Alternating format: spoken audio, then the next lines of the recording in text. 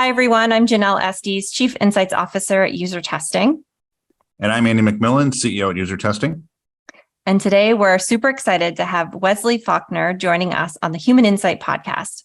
Wesley is a first-generation American public speaker and podcaster. He's a founding member of the government transparency group Open Austin and a staunch supporter of racial justice, workplace equity, and neurodiversity. His professional experience spans technology from AMD, Atlassian, and Dell, among others. He's currently Senior Community Manager at Amazon's AWS. He also co-hosts the developer relations-focused podcast Community Pulse and serves on the board for South by Southwest. Thanks so much for joining us today, Wesley, and welcome to the show. Oh, thanks for having me. Great to be here.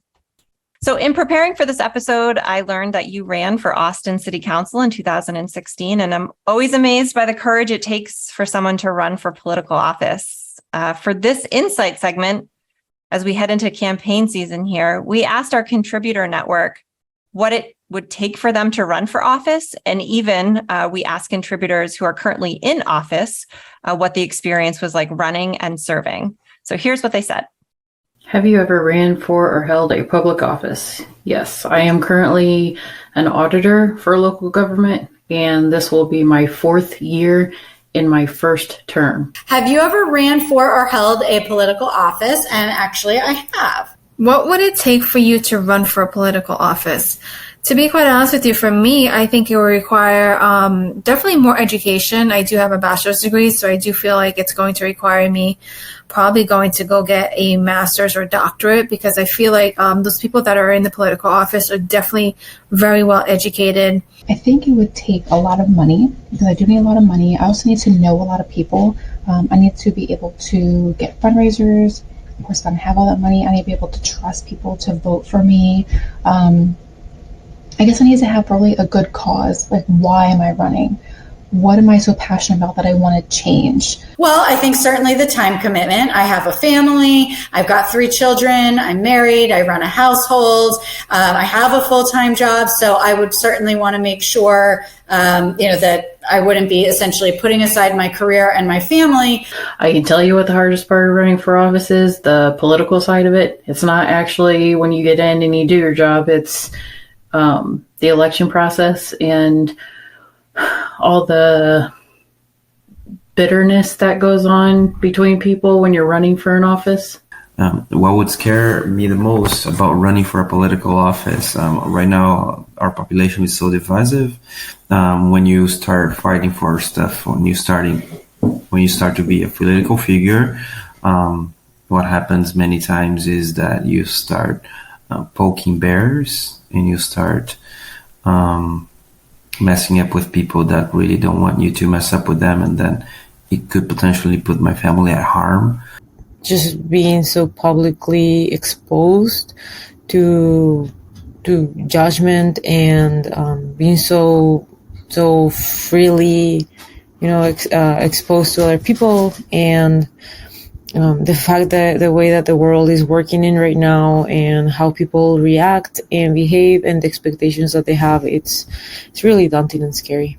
Oftentimes, something like a political position is a thankless job. It's definitely, it's rewarding, but it's rough. So I think the best thing for me would just be knowing that I'm making a difference, that I'm doing something passionate, that I'm passionate about, and being able to make that impact and have my hard work and my effort really pay off, resulting in change that I had something to do with. Wesley, after watching people talking about running for office, and even those that have spent some time in office, what's resonating for you there, and how does some of this feedback apply to your experience?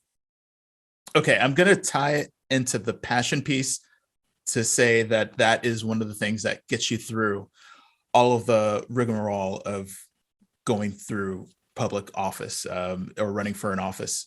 You have to go through a lot of vetting through not just your opponent telling you how you're not qualified for the role, but also the press telling you you're not qualified for the role. But then you go through all these small little groups like people who are for sidewalk equity against cars, or people who are for teachers who like the left side of the chalkboard. Each one of these groups have like a say in a lot of political races, and they will tear you apart and give you a whole bunch of questionnaires of what your stance is on every little issue that they care about. And if you don't have a passion for this role, then it's going to be hard to make sure that you answer each one of those inquiries in a compassionate and with fervor that you'll need in order to show that you're committed to doing the role or the job that you're applying for. The other part is that it does take a lot of money. And to explain the money portion, it's not just for ads. When we think about ads that we see online, it's convincing you to buy something. But the reason why you need so much money is because you have to do education as well. So it's not just you're applying for a job or applying for a position. You're not just getting their vote, but you're telling them why this position needs to change if you're running against incumbent, what has not been done, what needs to be done, and why you're the person to do that. And it takes a lot of money to be able to make that incremental educational push in order to really convince people that you're the one that is going to be best positioned to make their lives better and to serve that constituency. I mean, one thing that really sort of made me smile when I was hearing folks talk about this was I felt like maybe more than we acknowledged, the people in the video seem to have a real appreciation for it being hard to run for office, and that there's sort of a duty involved. I like when one person talked about how smart the people are that must run for office. Like, these are people who must have, like, you know, so I feel like that makes me feel good that at least for all the rancor in politics, there was a bit more of an appreciation for it out of folks than I had maybe expected to hear. And that was really kind of nice. That made me smile. Yeah, appreciation or disillusionment, one of those two. Yeah. I've met several people that are just really good with manipulating the prism of information so that it shines brightest for the group that it resonates more. Rather than really being smart, they know to tap into smart people and to make the message resonate and hook to the people that is going to care about the most. But there is also a lot of, like, side manipulation from powers that be that can use different positions as a recruitment ground to move up and to actually build their chest of allies. And so there's a lot of invisible hands with groups and PACs and even elected officials that kind of like move things in the background to make other opponents or other candidates look better or worse than they are. So yes, there's a lot of smarts, but you have to build a network of allies in order to make sure that you're successful. Makes sense. Yeah, it is super fascinating. And I think, some of the comments in the video and then also some of what you've just shared are really centered around this idea of imposter syndrome, which I feel like is probably pretty hard to avoid when you're running for office or in office. And that's also something that you've addressed in your day-to-day work, supporting and growing dev communities. So let's jump in a little bit to more about you. So can you tell us about yourself and what's top of mind for you these days in your role at Amazon? So I guess the good dovetail between the two is that I love to serve, and I love to take care of people and to really make sure that they can be the best that they can be and to help move them further in this journey of life that we're all on. And so when I think about community and how it relates to imposter syndrome, community helps not only give perspective, because I think we've all heard, like, if you're the smartest person in the room, you're in the wrong room.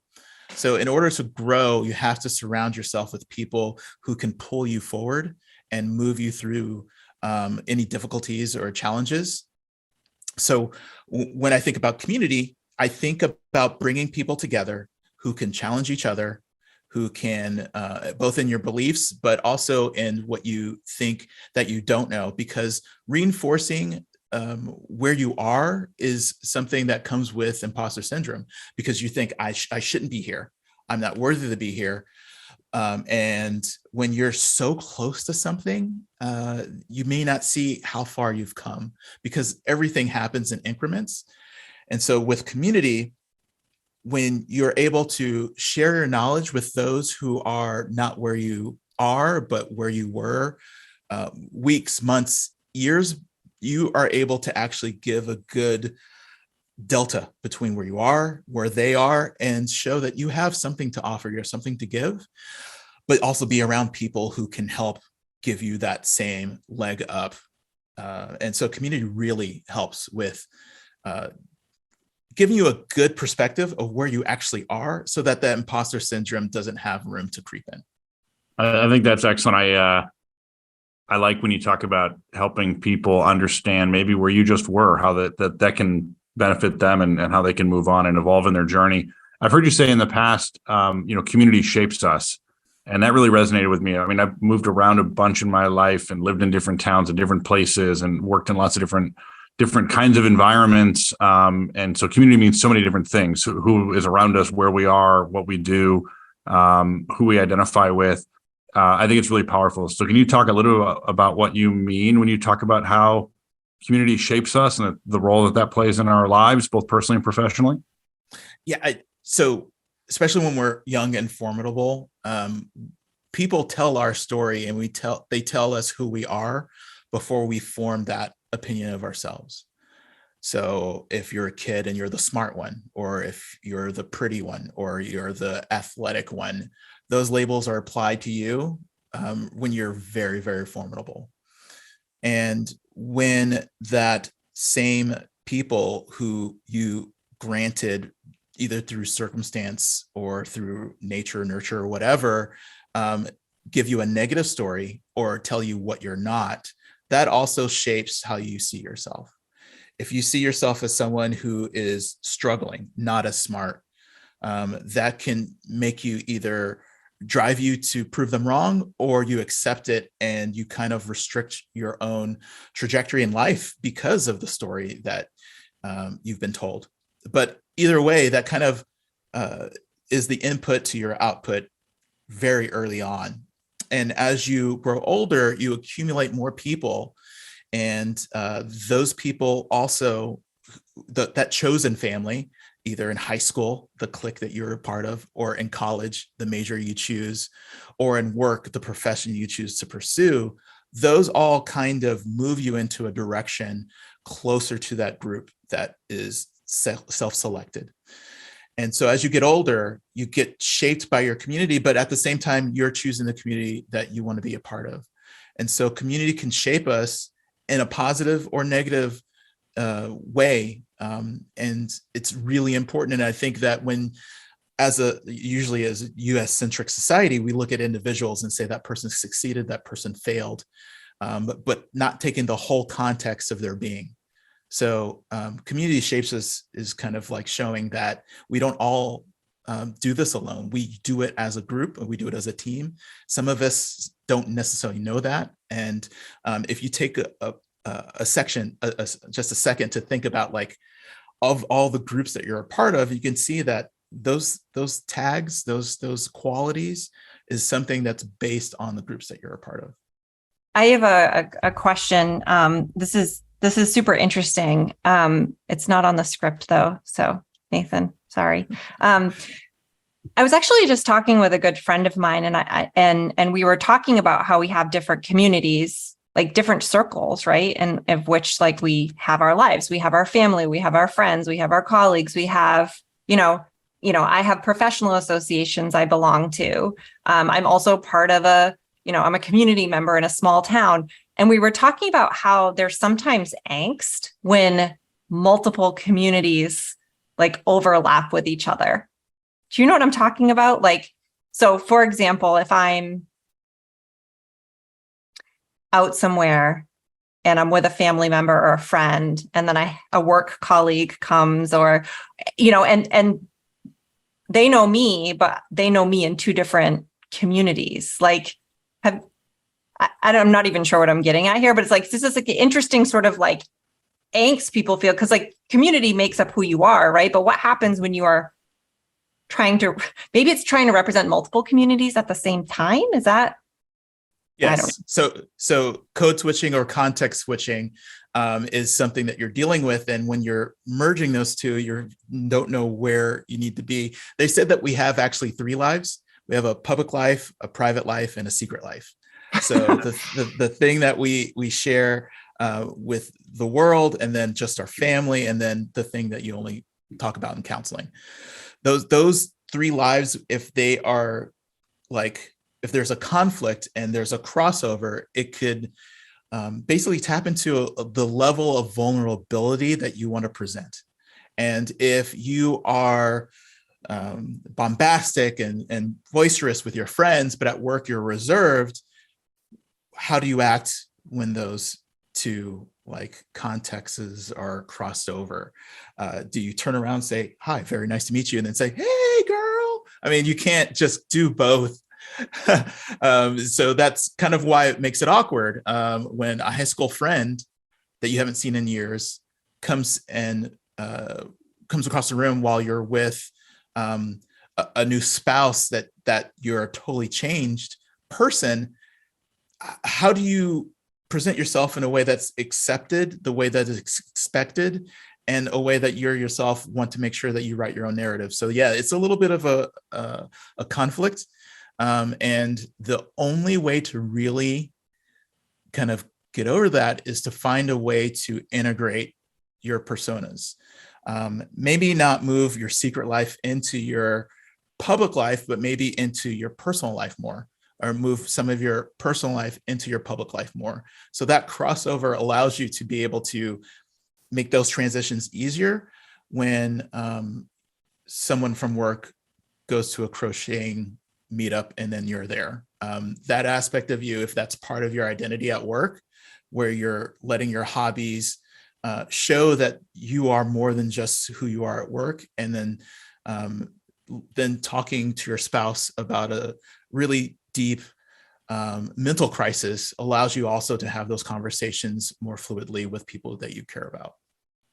In a strange way, it feels like the pitch deck for Instagram. What if your secret life could be your public life? And then that was what we're all sort of living with. But I think that's really fascinating to think about. I had this story where someone a couple of years ago told me that it was really fun at a work event where my family was there to see my kids not listening to me because I'm the CEO. And I thought, why do you think they would care that I'm the CEO? That's not how, that doesn't matter to them. They treat me just like every other dad gets treated.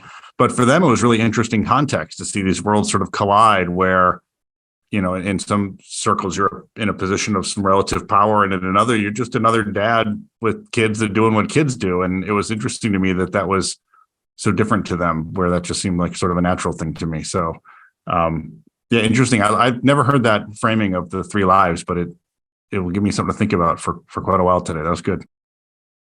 Yeah, it all goes into psychological safety.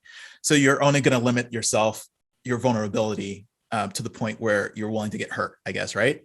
And so that's why from a work perspective, if I, like when you read my bio, it mentions all the things that I'm passionate about. And that's a reason why I include those little nuggets in my bio, because I want to do that crossover. I want to be able to be authentically me in as many settings as possible. Yeah, it's really interesting because I think too, that's almost like something that is just, people are just kind of starting to embrace. I mean, I remember when Facebook came on the scene, right? And it was like, I had an account and my good friend at work had an account, but she didn't want to be friends with me because she's like, I don't really want you to know. It's not like she had a bad personal life. It was just sort of she didn't want to, there were boundaries, right? So anyway, I think that's all evolving and changing. And I think, what's interesting about communities is that sometimes they organically sort of form, right?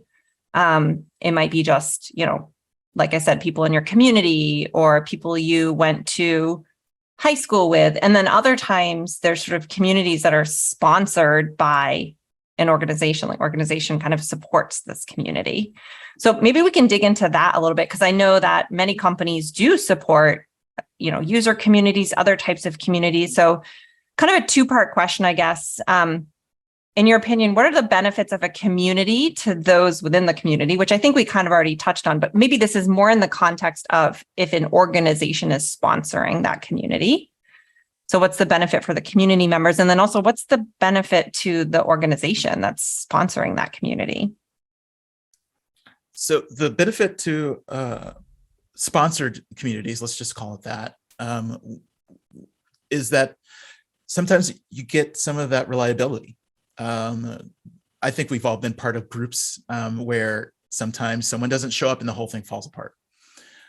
Someone doesn't do the one thing that they're supposed to do, and then now there's infighting. There's still bits of that in sponsored communities, of course, but less so because there is a responsible kind of caretaker to make sure that the care and feeding is done and some of the just basic necessities are taken care of. It allows the group to kind of only focus on the core part of the content that they are circling around. Why do they come together? It's almost like that chef that loves cooking, and so that they open a restaurant and they realize, oh my gosh, I gotta run a restaurant now and not just make food. There's so much work to running a group and to making sure that it's successful, that if you're able to outsource some of that, the tasks that aren't core to the center of the group, then it makes it so much easier for the people who are joining and coming together to focus on that content, to focus on each other and the learnings and leveraging each other's time effectively. But it's good for the organizer or the sponsor company sponsoring this organization is that they get some of the goodwill of being able to really do that. They make sure that if this group that's together, that they are successful, because sometimes there's intertwined successes. So if the group is successful, it'll help us be successful. And then there are knock-on effects, such as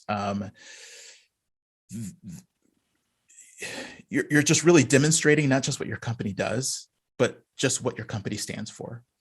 And so if you are imbuing this group with your same value sets, with your same feelings and what you are really trying to highlight, then it's a demonstration of that in this group, and each one of the members is almost like a walking, talking example of that same group. So it allows you to not just do an impact of the people who are there, but the people who come, and when they talk to their friends, when they talk to their coworkers, when they talk to a student that is also interested in finding a community where they can learn and grow, it has these tentacles that go out, and this really hockey stick of an impact that goes way beyond the Tuesday once a night meeting, or the Tuesday meeting once a month, but it goes to people who were, I've known groups that have been gone for like years and people still talk about them. And in order to have that kind of lasting effect, when you intertwine them with experiences that just really resonates and stays with people. You could read something and forget it. You can watch something and forget it. But if you are joining together and having a shared experience, that is something that people mark in their lives. When you think about friends, usually they're tied to places. A work friend, a high school buddy, or a parent at my kid's school. There's a reason why we tie people to places, is because those experiences really stick with us. So Wesley, how do you do that in a more virtual or digital kind of world now? How do you keep that kind of authenticity or that feeling of connection when you're building community now maybe on a global basis or on a regional basis, but still in a very distributed way? How do you sort of keep that authenticity and connection? Well, yeah, the internet makes things way more complicated because you don't know who's listening. You don't know who's going to come in. And when we talked about community, in the examples before, I've been talking about bringing people together. So when in a virtual realm, it's really need to make it clear that community is a really thick border around people who are inside and together, but also that thick border is also the people who are not in the community who are out. And so you have to make sure that you're very explicit about what's welcome and who is not, or what actions are not welcome. And then you have to make sure that's tied with an expectations of how it's going to be enforced, and what are the repercussions for violations, for how long, and what that actually means. So when you're talking about virtual communities, you need to make sure you have a good code of conduct. You need to make sure that you have a good moderation policy. And you also have to make sure that you have some sort of control mechanism, either a forum or a Slack group or whatever, where that you can just say, all right, we're cutting off your access, or we're not going to let you through.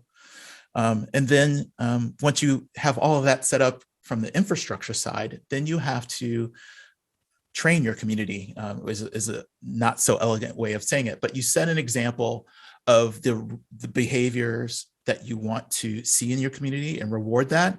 And then you also do mild corrections of the behaviors you don't want to see.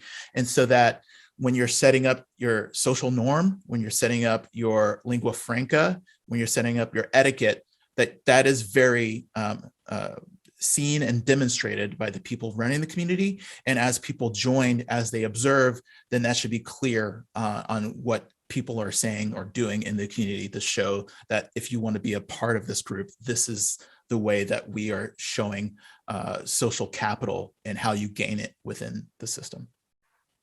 Yeah, it makes a lot of sense. And I think one of the things that comes to mind to me, I mean, when we work with different teams or we talk to different initiatives, that people running different initiatives within a business, like success tends to be like, oh, we need to hit this revenue target, or we want to be, ensuring that we have this many people who have signed up for the podcast or stream the podcast, or, we think about these things all the time. And I'd love to hear your take on, like, how do you measure success of a community? Like, how do you think about that even for the community that you run at Amazon AWS? I'm going to give a more generic answer, but when you're thinking about measuring a community, usually what you measure is what you affect. So if you're not measuring the success of the people who are in the community or the value that they're getting from the community, if that's not part of the measurements, then you're really not going to be tracking that. Thus, you might lose sight of what makes your community good. And so when you are thinking about focusing on metrics to say if a community is successful, that is one of those things where it's a complicated answer to a simple question, because a lot of it depends on who's asking it. If you're a company that has a sales division, they want to know how many leads they can get from the community. If there is a customer service section, they want to know how much of their the problem tickets are being diverted because people are getting their questions answered in the community. If you are in marketing, you want to know, like, how can I blast a marketing message out to this community so they know what we're selling this week? So that answer also, like, who asks those questions, or also it's dependent on what department community falls in. And when you're a member of this community, you just see one monolithic company, but when you're in the company, you understand all the different facets.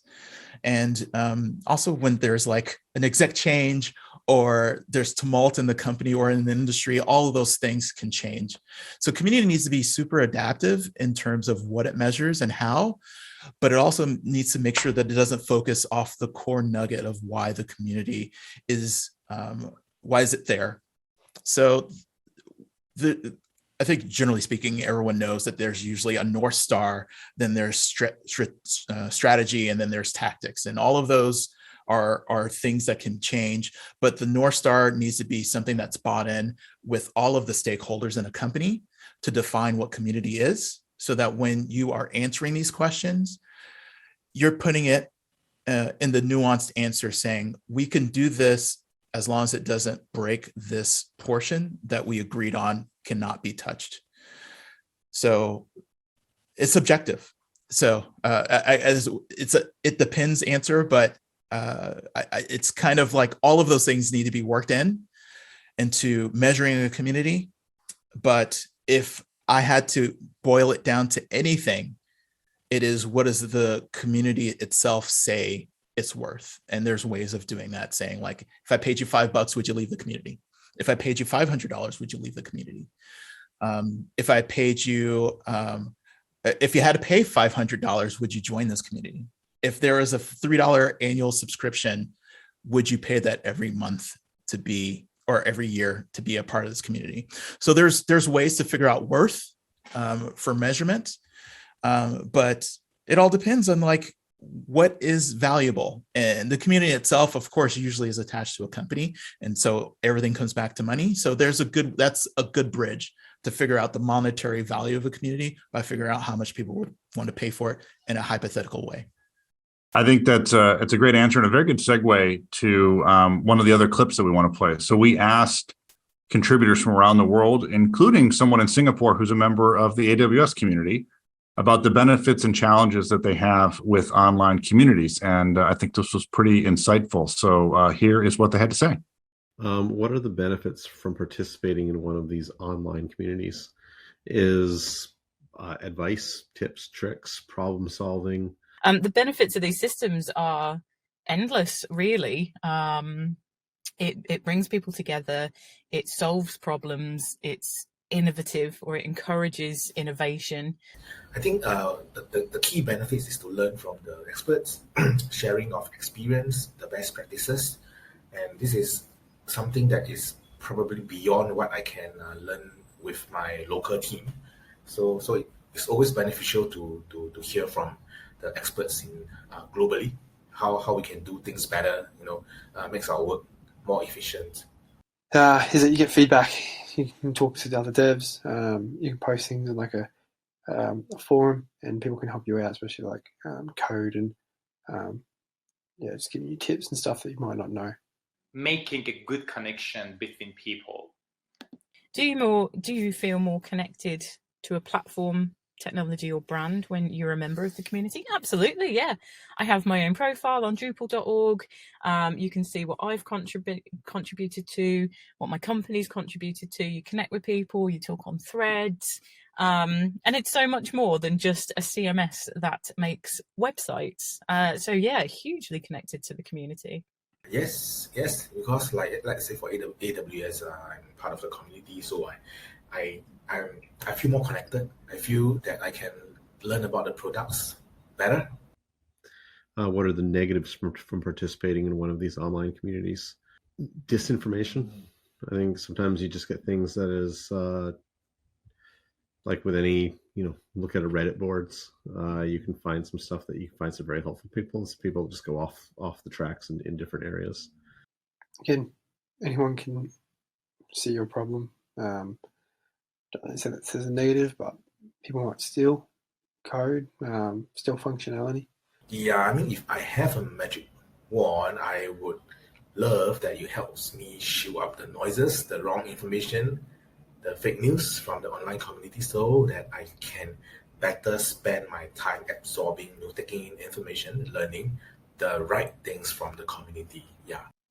I guess encouraging inclusivity for everybody, and with that, just make sure that these online communities are accessible to people, so you extend that net as far as possible to get all the potential members that you want. So accessibility, I think.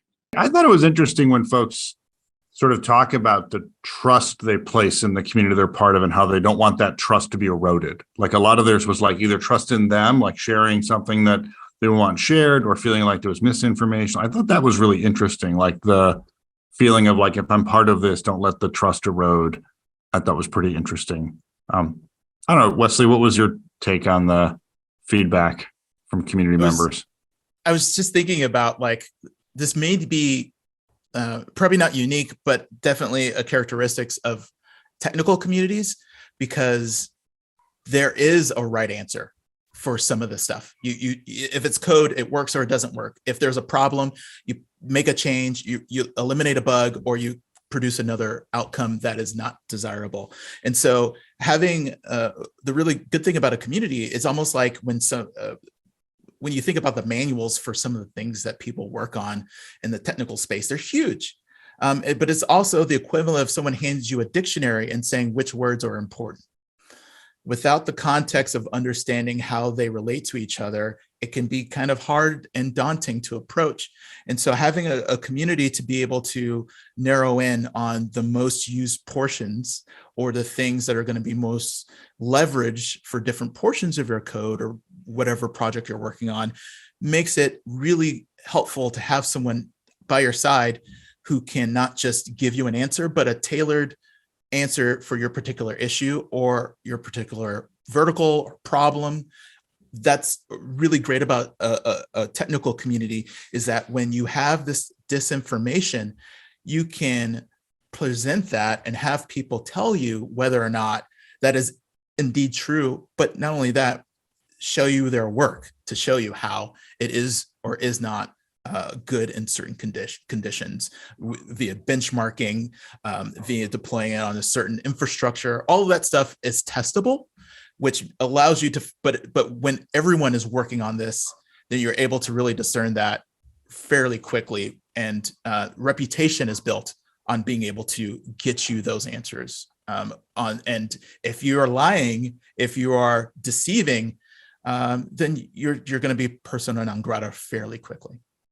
All right, so we're going to move into the lightning questions round. So this is a set of questions that we ask every guest on the podcast. So you did mention one book early on in the beginning, Made to Stick, but is there a book that you've recently read that you'd recommend to our listeners? Yes, The End of Bias by Jessica Nordell. This is a wonderful book because it really centers on what we think is normal, societal, like unmovable objects really can change with really dedicated groupthink and re-education and shifting of perspectives. So bias is one of those things where you feel that, we all have bias, but how do you overcome those? How do you leave yourself open to thinking differently? So I think this book unlocks creativity. It unlocks feeling like you are going against a system that is unchangeable. It helps with human connection. It helps with being able to change perspectives, because realizing how you're able to have two minds of how multiple things are valid. So I really, really endorse this book. It's really, really, I've reread it like 3 times. It's really, really great. Yeah, it sounds fascinating. I'm going to certainly look into that. Bias is a super fascinating topic, and it's everywhere. At UserTesting, we care a lot about helping our customers collect customer feedback and human insight. I'm not sure if you have a piece of advice that you might give to someone trying to convince others to invest in customer feedback. If you're not listening to your customers, who are you serving? So if you're not giving them what they want, who are you trying to make happy? And so user feedback is a way to be actually, I think there's people are mistaken by saying, like, Ford said, if I asked them what they wanted, I would give them a faster horse. They would. But once you actually have a product out there in the market, something tangible, some people can compare what they use it for, then it's almost imperative for you to listen to what they're saying in order for your company to be successful. Yeah, I love it. And when you think about the future of community and community development, which is a big focus of yours, what are you most excited about?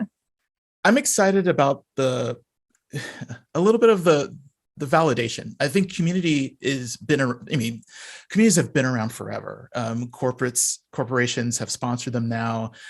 We've gone through several cycles of kind of like layoffs and then like maybe a possible impending recession, but communities endure through all of this. And it is one of those things where it's a moat around your impression and goodwill that if you build it up enough that you're able to really have these reserves, and I think that we're in the heyday of community where that is actually going to be recognized, and people are really going to, instead of learning why community is important, that'll be a given, and that'll be table stakes, that people will understand why community is so important.